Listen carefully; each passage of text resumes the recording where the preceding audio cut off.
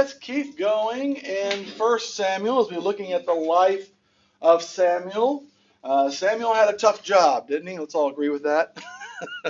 He was really that transition from the time of the judges to the time of the kings. He was at a time when Eli, his mentor, his sons were awful, just terrible, terrible, terrible. The ark was lost. Everything was kind of going wrong when Samuel comes along, and eventually he is made the judge, but also the prophet to the new king. And as we've kind of seen, this kind of relates to our own life too. No, not about being kings and things like that, but just reminding ourselves that sometimes we can make a bad choice. By the way, does God warn us that it's a bad choice? Of course he does. He doesn't want us to make bad choices. Or you may know somebody who has made a bad choice, and there are consequences to bad choice. But just because they've made a bad choice and there's consequences, and sometimes dire consequences, that mean we just give up on them? Does it mean they can't be blessed of God anymore? No, absolutely not. They can still be blessed. In fact, what does he say he's going to do? I would count it a sin not to continue to pray for you and continue to teach you to do what is right and stay close to God and be blessed of God, right? That should be our, not give up on people, but keep in their life. And last week we saw is with the disobedience as King Saul, made the sacrifice when he wasn't supposed to. And again, blame the people. They were running away. It's all their fault. They didn't have time. It's your fault, Samuel, because you didn't come in time, even though he did. And he lost a blessing. And sometimes when we make decisions, we can lose blessings, can't we? But again, is God done with us? No, not necessarily. I mean, he's going to still work on it. He can still bless him, right? In fact, we saw that Samuel, did he abandon them? No, in fact, after all of that, where did King Saul go? He went down to where Samuel was. Because he still wanted that relationship and still wanted. We can still be friends with them and we can still encourage them and still work with them, can't we? So don't give up on them. That's going to get a little tougher today because God's going to give up on Saul. What do you do then? When they've taken it so far that God has given up on them, what do you do then? Well, that's what we're going to look at tonight. The final straw. The straw that broke the camel's back. Okay? So let's go take a look at it. Let's all go to 1 Samuel chapter 15, and we're going to be starting in verse 1. We've got it all broken down here for you as to what's going on. So Samuel also said unto Saul, the Lord sent me to anoint thee to be a king over his people, over Israel. Now therefore hearken thou unto the voice of the words of the Lord. So he starts with, remember, Saul, who put you in this position? God did. And when God has gone in and changed your life and given you such an important role and given you such an important position and blessed you in such a way, doesn't it just make sense that you would now listen to him? In fact, is there a verse in the New Testament that kind of talks to us about that? I beseech you therefore, brethren, by the mercies of God, that you present your bodies a what? Living sacrifice, holy, acceptable unto God, which is your reasonable service. Given the therefore is because of all the things that God has done, right? We are born in sin. We are sinners. We choose to sin, but by God's grace we are saved through the blood of Jesus Christ. Given that, it's a reasonable service that we now do what? Obey.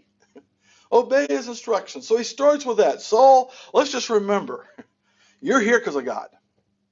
Show your appreciation by following his instructions. And what are those instructions? Verse 2. Thus saith the Lord of hosts, I remember that which Amalek did to Israel, how he laid wait for him in the way when he came up from Egypt. Now go and smite Amalek, and utterly destroy all that they have, and spare them not, but slay both man and woman, infant and suckling, ox and sheep, camel and ass. Is there anything in there you don't understand? Now, first of all, you may want to say, who are these Amalek people, right? So let's keep something there in 1 Samuel. Let's go back and get a little history lesson. And let's go back to Exodus chapter 17. When the people are coming out of Egypt, they're headed to the promised land by way of Mount Sinai. And I have a nifty map here. I'm sure it's completely accurate, but they're coming across here, coming out of Egypt, and they're going to have to go through the land of the what? Amalekites, the Amalekites, right? And in Exodus chapter 17, verse 8, it says, Then came Amalek and fought with Israel in Rephidim. And Moses said unto Joshua, Choose us out men and go out and fight with Amalek. Tomorrow I will stand on the top of the hill with the rod of God in mine hand. So Joshua did as Moses had said to him and fought with Amalek. And Moses, Aaron, and Hur went up to the top of the hill. And it came to pass when Moses held up his hand that Israel prevailed. You remember the story, right? As long as he had that staff over his head. Now, how long could you hold a staff over your head at 80 years old?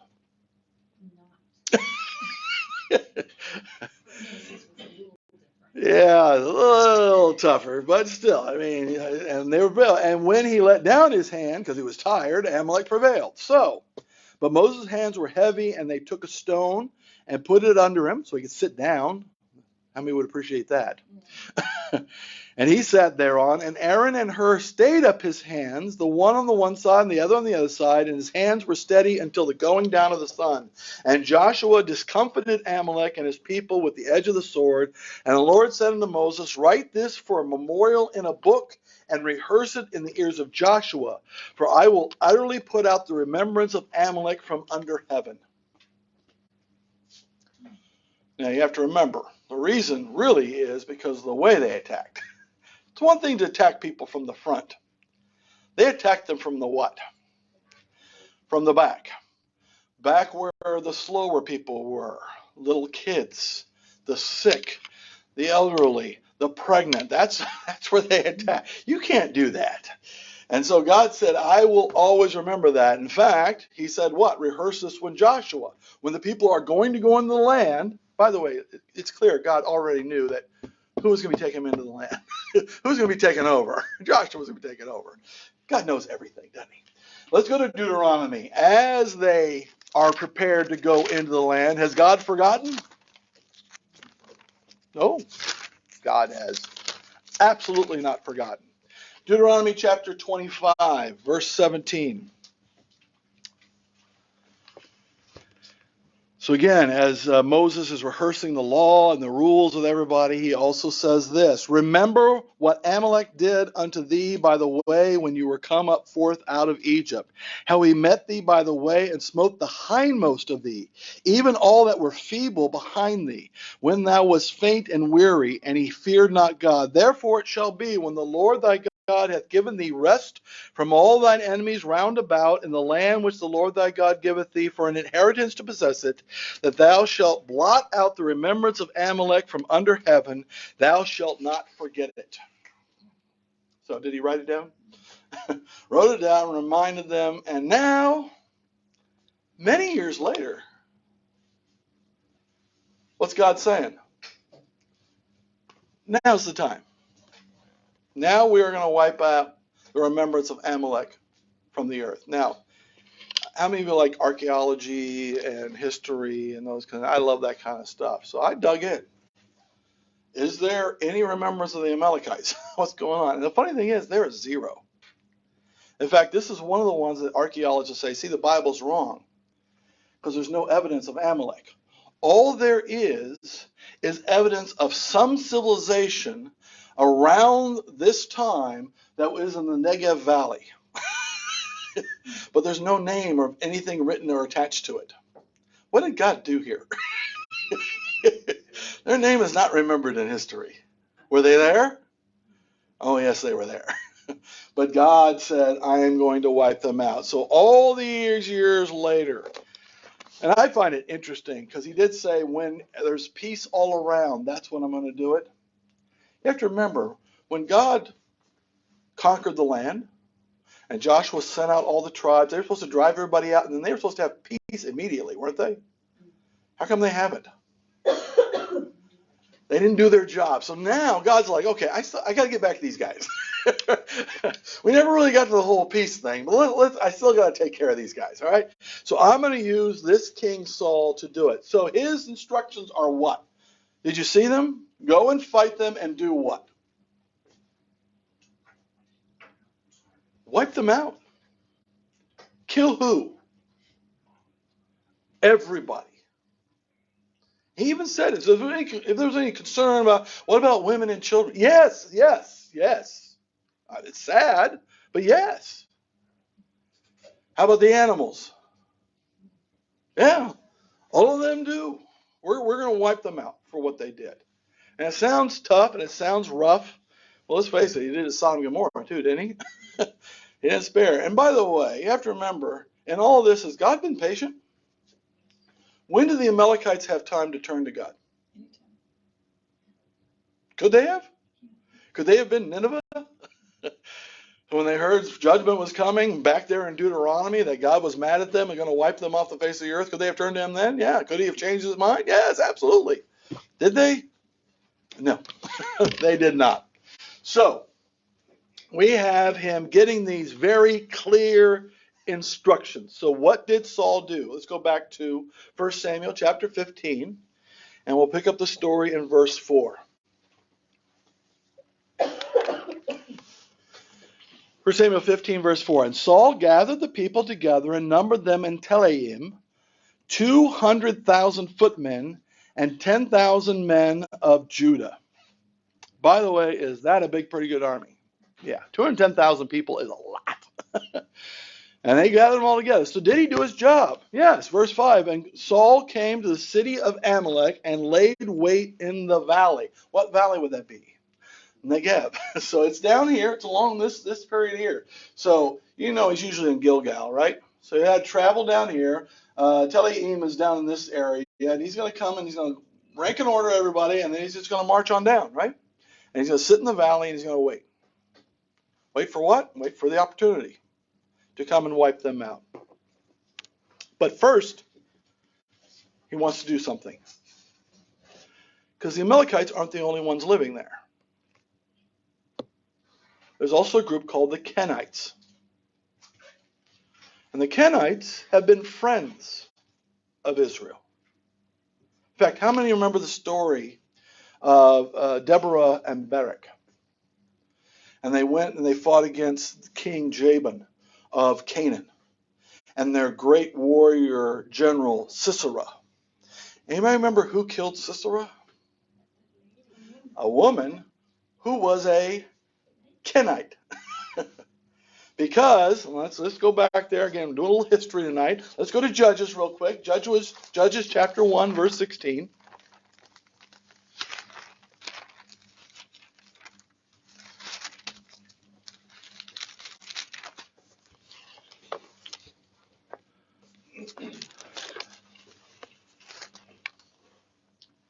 Chapter 1, verse 16, and the children of the Kenite, Moses' father-in-law.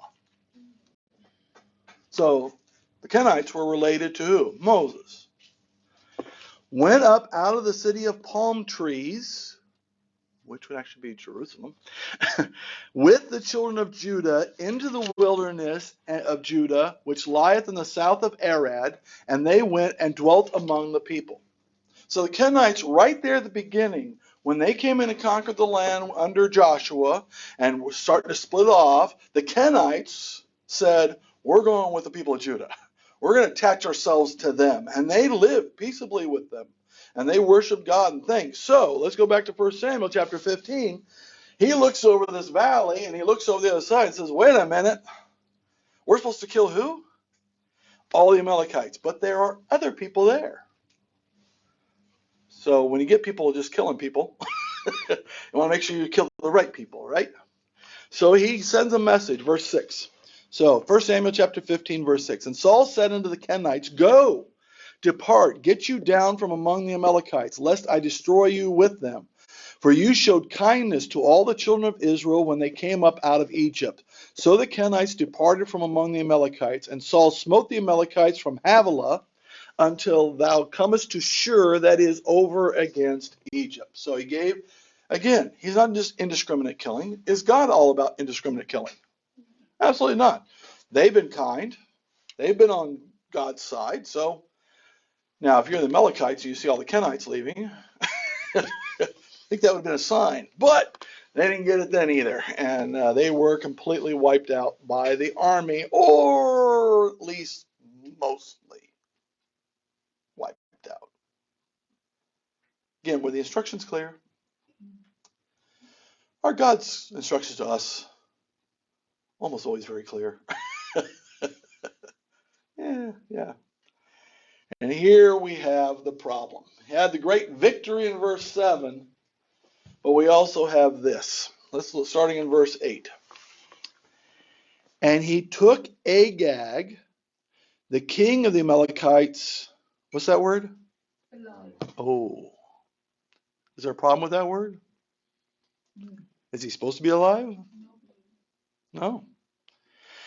And utterly destroyed all the people with the edge of the sword. Or as it should say, all the other people. So he killed, the women, infants, children, men, he killed everybody, but he said, I'm going to take the king. That's a prize, right?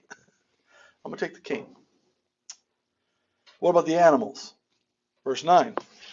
But Saul and the people spared Agag and the best of the sheep, and the best of the oxen, and the fatlings, and the lambs, and all that was good, and would not utterly destroy them, but everything that was vile and refuse, that they utterly destroyed.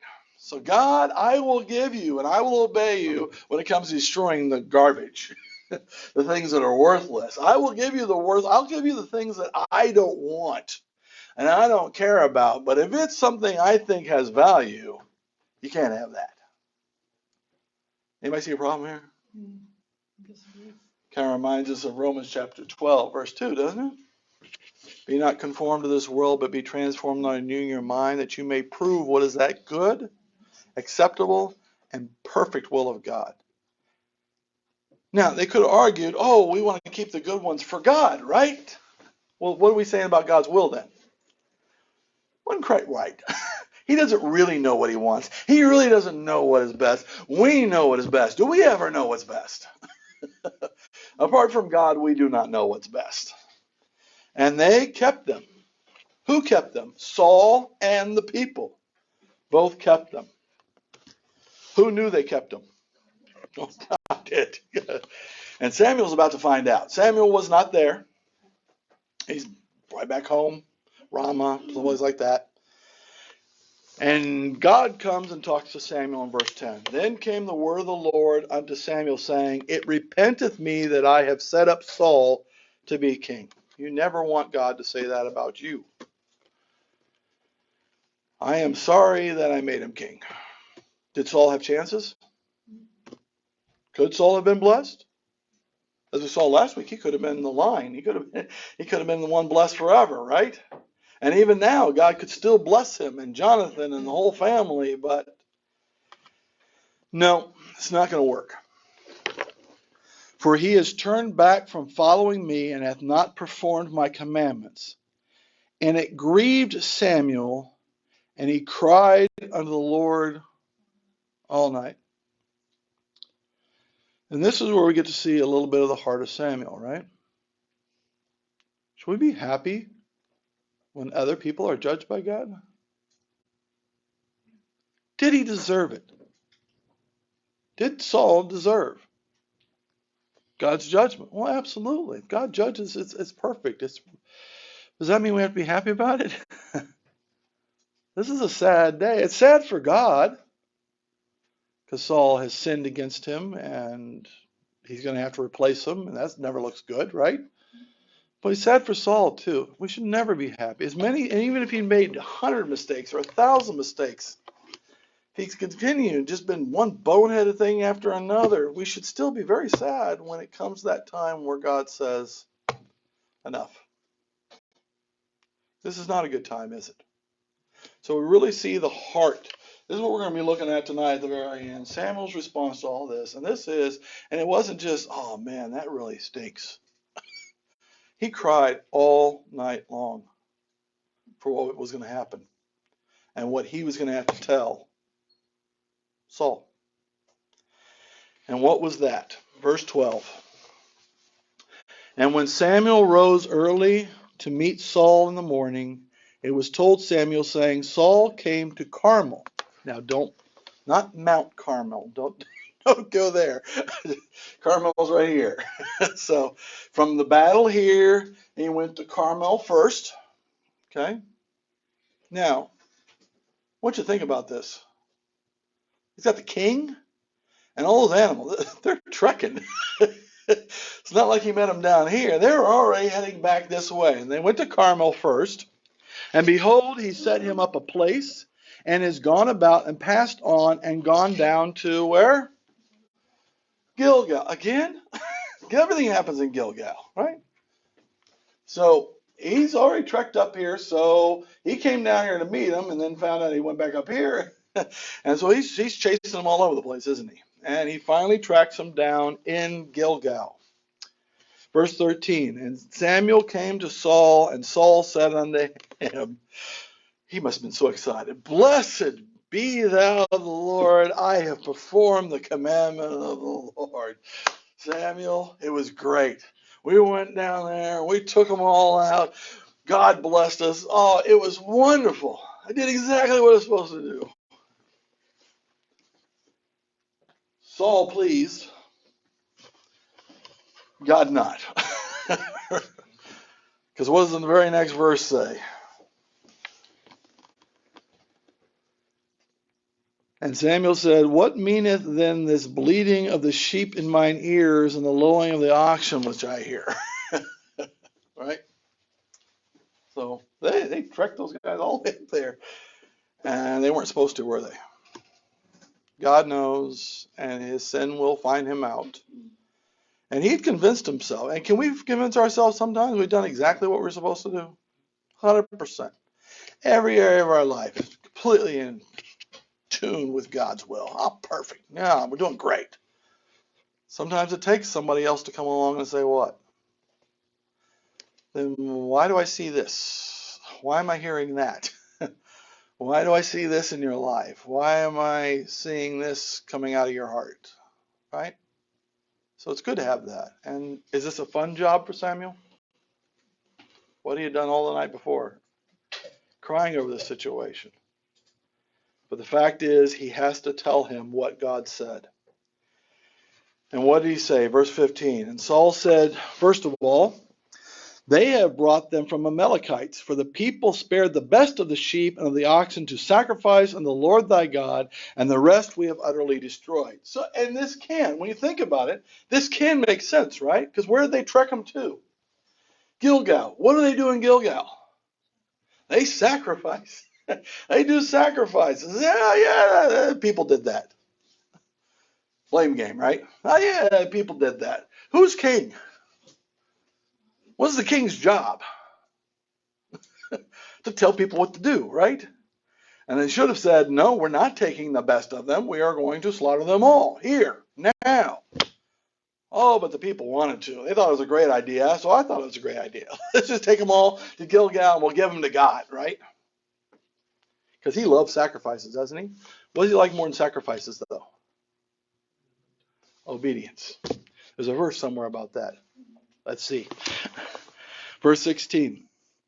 Then Samuel said unto Saul, stay, and I will tell thee what the Lord hath said to me this night.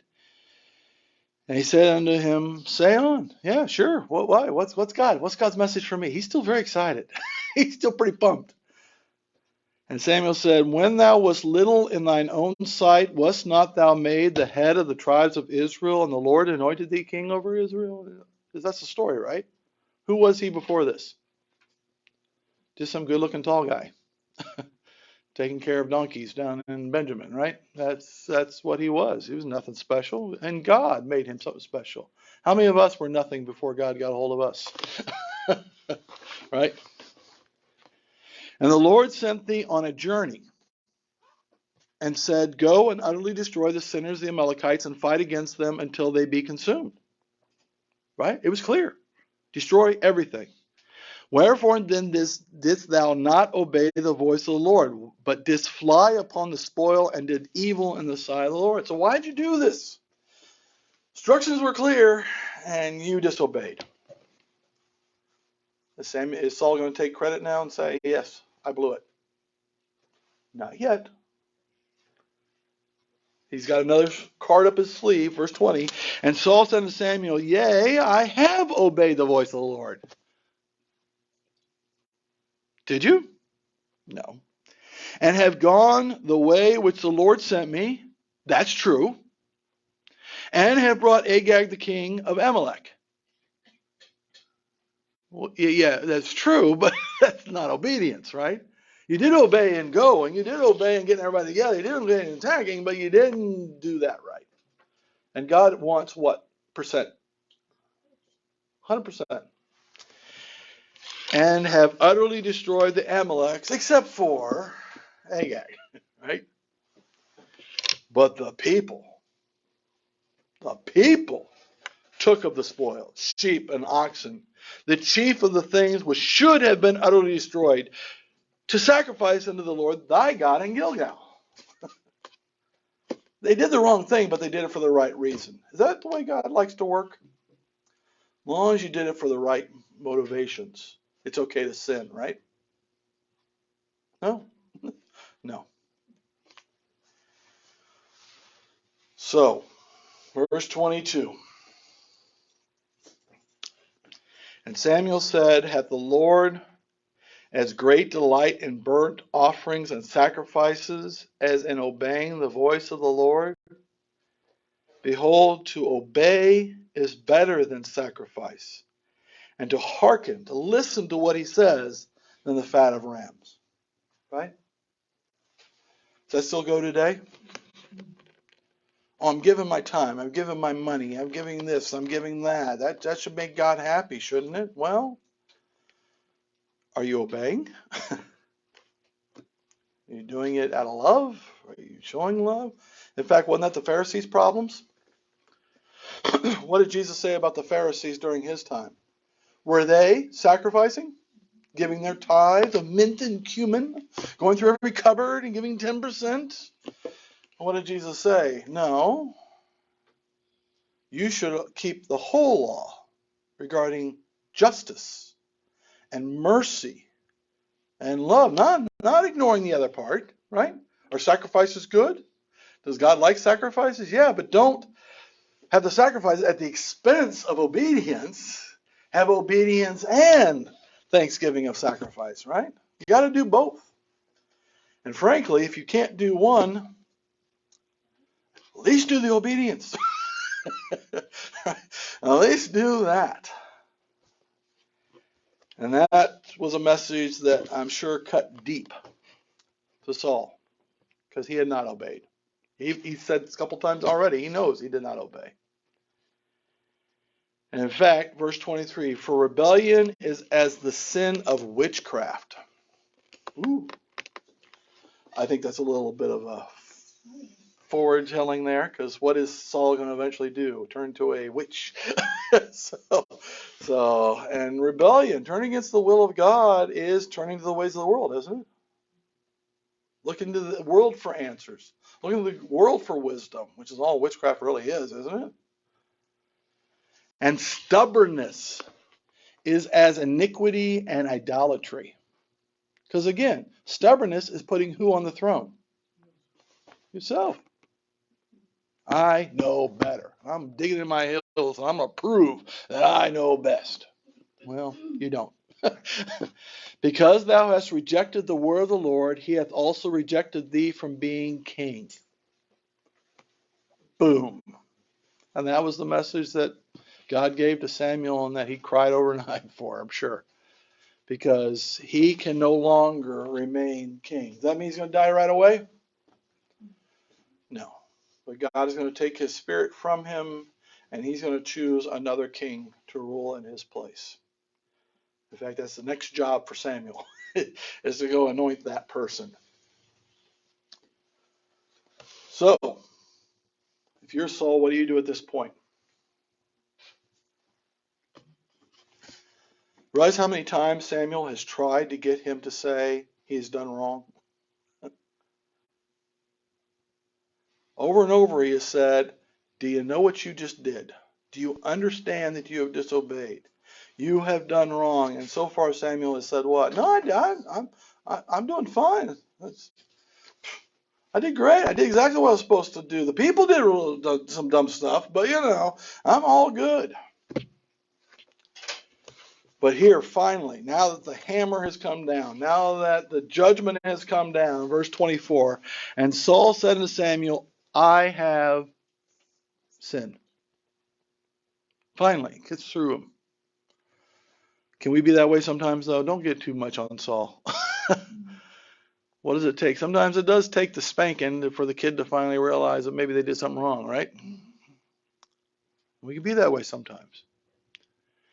For I have transgressed the commandment of the Lord and your words, because I feared the people and obeyed their voice. Now, I don't like that last part very much, because still he's kind of putting some blame on who? Like he did last time. Oh, the people are running away, people doing this, so still.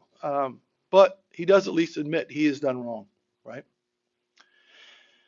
Now, therefore, verse 25, I pray thee, pardon my sin, and turn again with me, that I may worship the Lord. You're my friend, Samuel. Let us turn now again and worship God together. Seems like a good request, doesn't it? Does he sound like a guy who's a little brokenhearted here? And what does Samuel say? Verse 26, and Samuel said unto Saul, I will not return with thee, for thou hast rejected the word of the Lord, and the Lord hath rejected thee from being king over Israel. And basically what he's saying is, I'm a prophet of who? God. My job is to be the prophet for the king of Israel, the one on which he has put his spirit, the one on which he has chosen. And that is what? Not. Is Samuel happy about this? Where do you see Samuel saying, I told you? I told you people. I knew this was going to be a train wreck. I knew this was going to go wrong. I knew you guys are so horrible. And I warned you last time when you gave the sacrifices. Don't you remember, you bonehead? You moron, didn't you? I can't believe how dumb you are. Did he say any of that? No. Breaks my heart. Breaks my heart, but I can't. I can't. I'm a prophet of God, and I cannot. I have to go to the next king.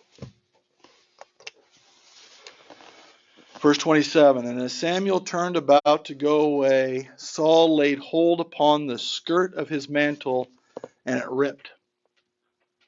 That was not just a little grab. This is a strong man who's desperate. What would it take to rip somebody's coat? That'd take a lot, wouldn't it? And he ripped it, which was a sign too. Verse 28. And Samuel said unto him, the Lord hath rent the kingdom of Israel from thee this day, and has given it to a neighbor of thine, that is better than you. That's hard. That hurts.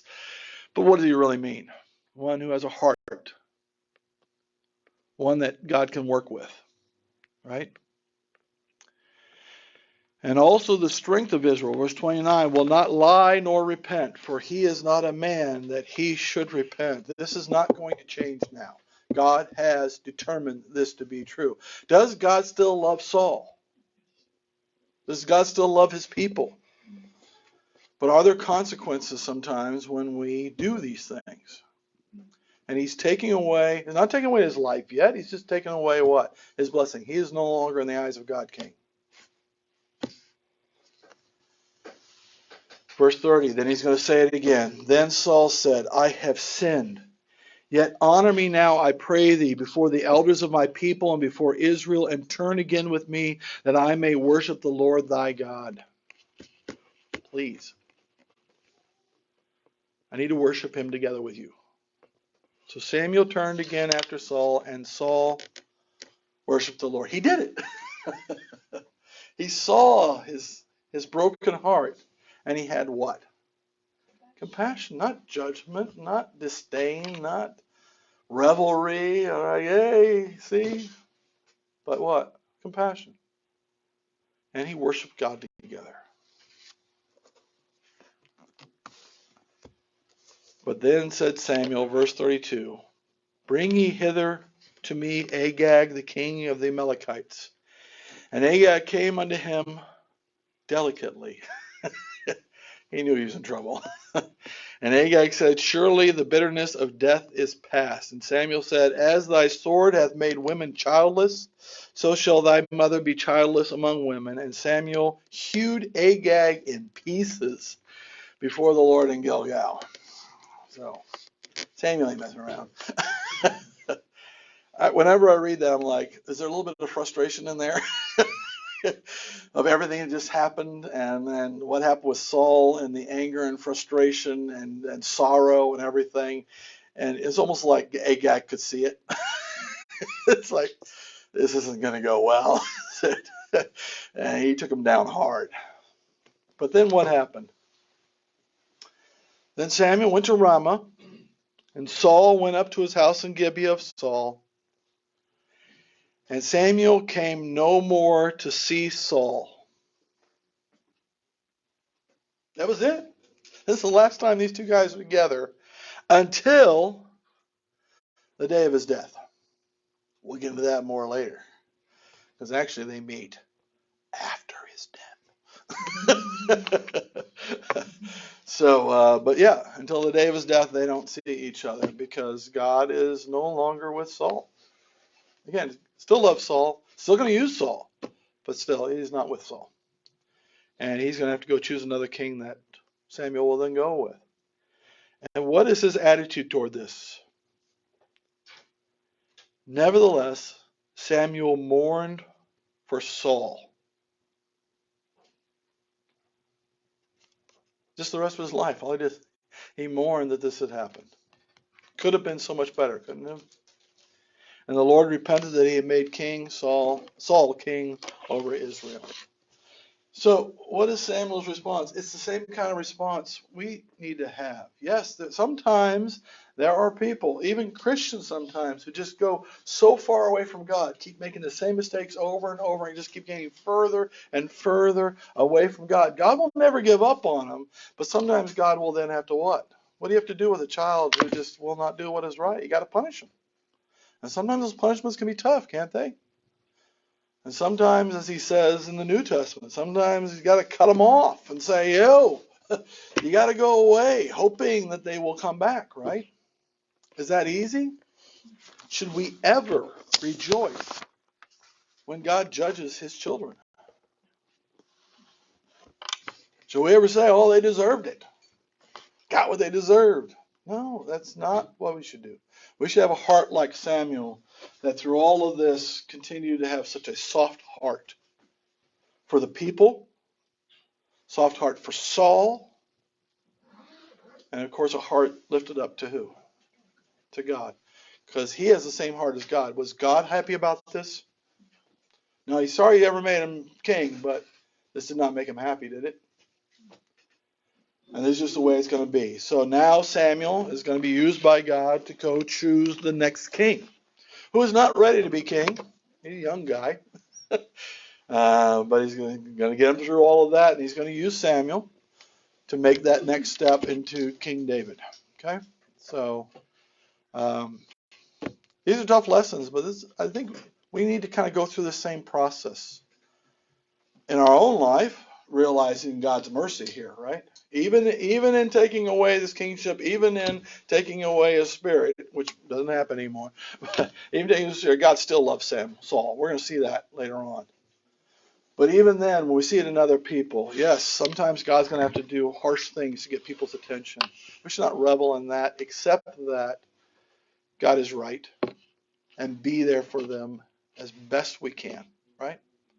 Pray for them, teach them, don't abandon them. And even when God says you need to go away from them, we may have to go away, but we go away what? Mourning. Hoping that we can come back together again sometime, right?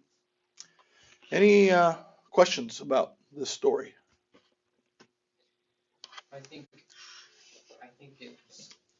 um, it's so interesting how God can simultaneously judge and have that sorrow and that hurt in doing so, like a parent, and that's in contrast to our nature when it comes to judging others. Right.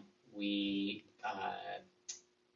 there are maybe other more twisted feelings at play in that judgment, and so I think it's a great point to acknowledge that God's judgment is right, but also align with his heart in it, that it gives him no pleasure, but is instead an unfortunate thing for this person. Yeah.